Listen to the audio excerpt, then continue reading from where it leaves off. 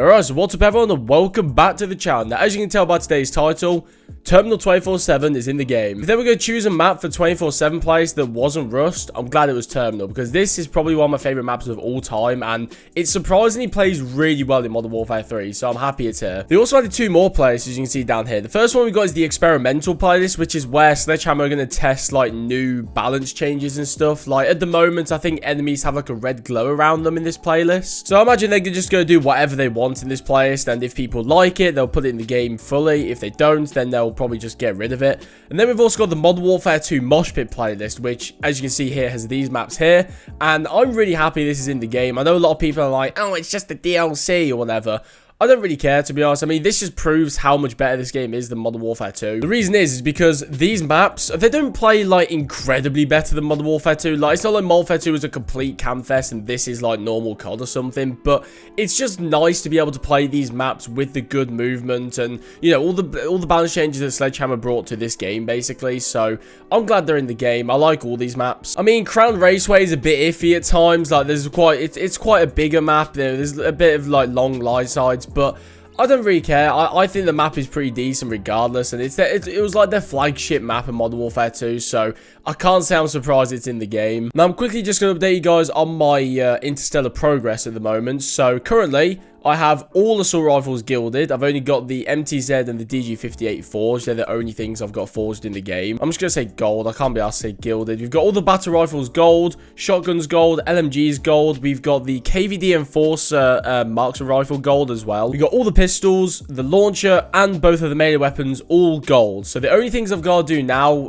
for the gold camos is the 3 marksman rifles, the 3 sniper rifles, and the 6 SMGs. So once we've done those 12 guns, we're going to move on to the forged camos, which, to be honest, this year look a lot easier. It's not like, you know, get long shots with every single gun in the game, so that's a lot better. But yeah, I mean, there are a few bullshit challenges in the forged and the priceless camos. Like, I've seen some, like, get 5 kills without dying with the knife, for example, and double kills with the launcher. Like, there are some age challenges in there, but on the whole, it's just better than Modern Warfare 2. Like, that's all that matters. I'm sorry, but if I had to do another year of sitting there getting, like, 2,000 long shots in with all these guns, I genuinely don't think I'd see 2024. Mate, these guys are just camping in this middle store here.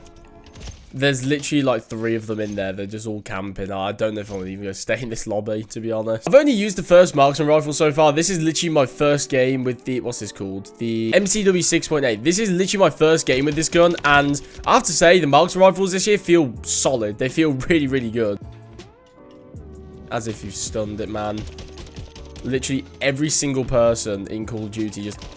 And I fucking lost. I hate myself so much. It's so pussy, man. People don't ego challenge anymore. They just throw a stun and then come and kill you. It's actually so fucking cringe. I'm not a huge fan of the pick 10 system. Like, I think the system we've got in Modern Warfare 3 is, I would say, one of my favorites for the creator class. But genuinely, I wouldn't even mind seeing pick 10 back just to stop the fucking grenade and tactical spam. Like, genuinely, just because everybody has one in their life, they just throw them about. I want to give you guys a hot take. Like, I reckon this is going to be one of the hottest takes I've ever given on this channel.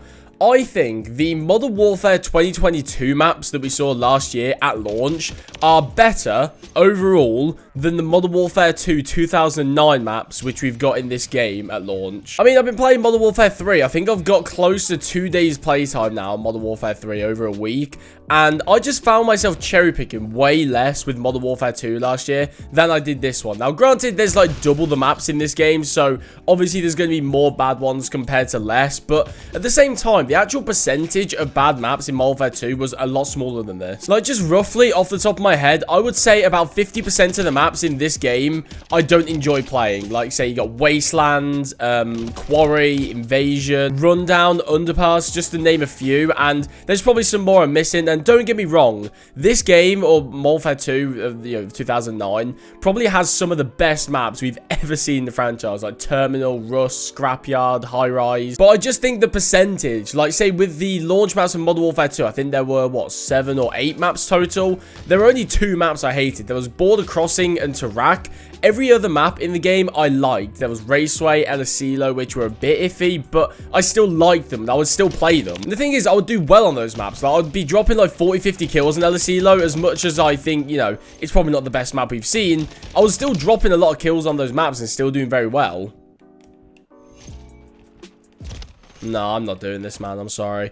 they're all just camping behind that countertop, and genuinely, I don't have the patience for it at the moment. I think the main reason that people like these maps in Modern Warfare 3 at the moment, or the old Modern Warfare 2, it's just nostalgia, man. It really is. Like, I feel like a lot of these maps don't play very well, and I don't have the nostalgia blindness. Like, I didn't play Modern Warfare 2 that much back in the day, so I don't have these feelings. I've hopped into Modern Warfare 3, and I've experienced these maps for the first time. Generally, like, this is the first time I've played a lot of these maps. There we go, finally, some good fucking modes. The audacity of this game to provide team deathmatch and kill confirmed as the 2 modes to fucking vote. Absolutely not. Oh, my aim, fuck me. When do I get an optic on this thing? Okay, I thought, level 8. Oh my god, he's on top of the... I can see him, fucking Alfie. Look at this kid, man. Just camping on the top of the AC unit. You fucking sentinel. Move your ass. Someone's on the plane.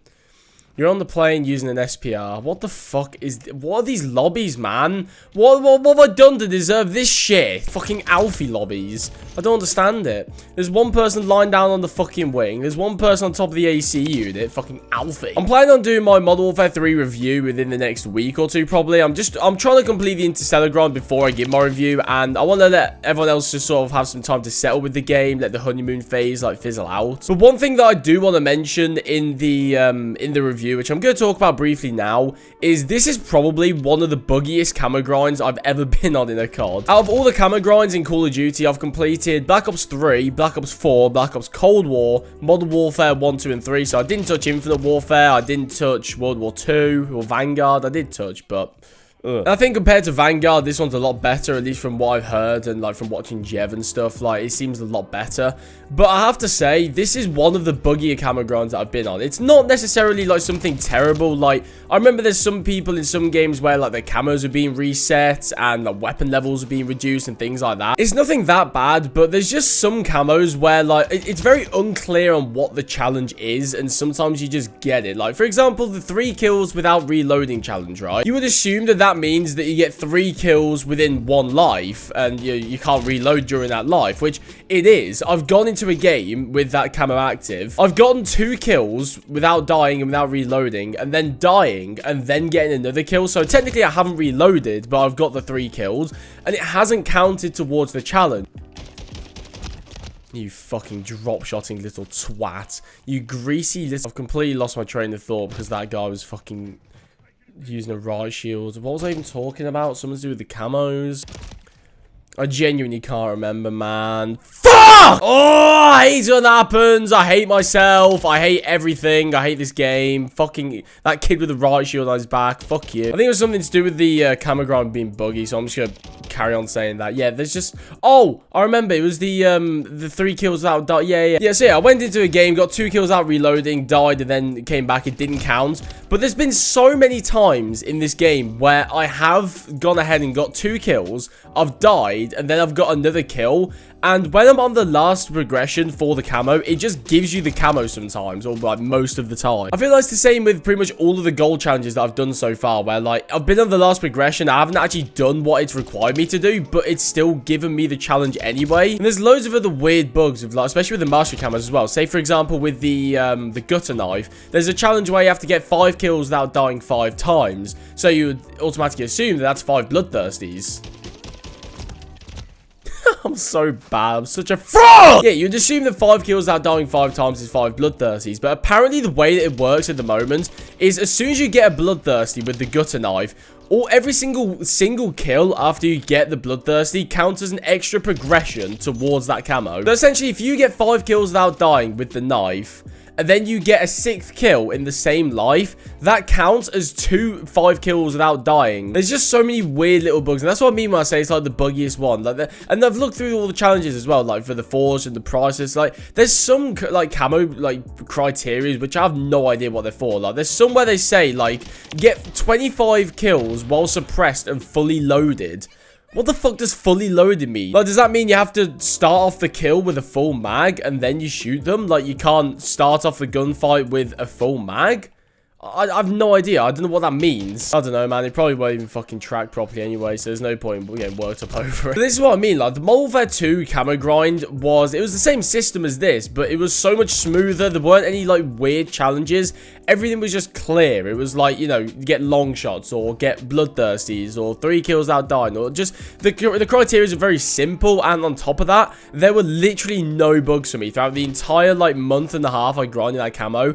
There was no weird, like, oh, I got that one without doing anything, or oh, it's not tracking or anything like that. But I've had it multiple times, both with me and with friends and with, you know, like, content creators online, where they get given the camos or it's not tracking properly, or like the criteria is really weird or things like that. It's like I say, it's just really weird, this camo grind. Here's another one. For the RGL-80, which is the grenade launcher, right, you need to destroy 25 enemy equipment, which you would think is like claymores, mines, and the munitions boxes, inflatable decoys, like, you know, just pretty much anything that you can use in a class setup that's not a kill streak. We're actually gonna lose the game. Oh my god.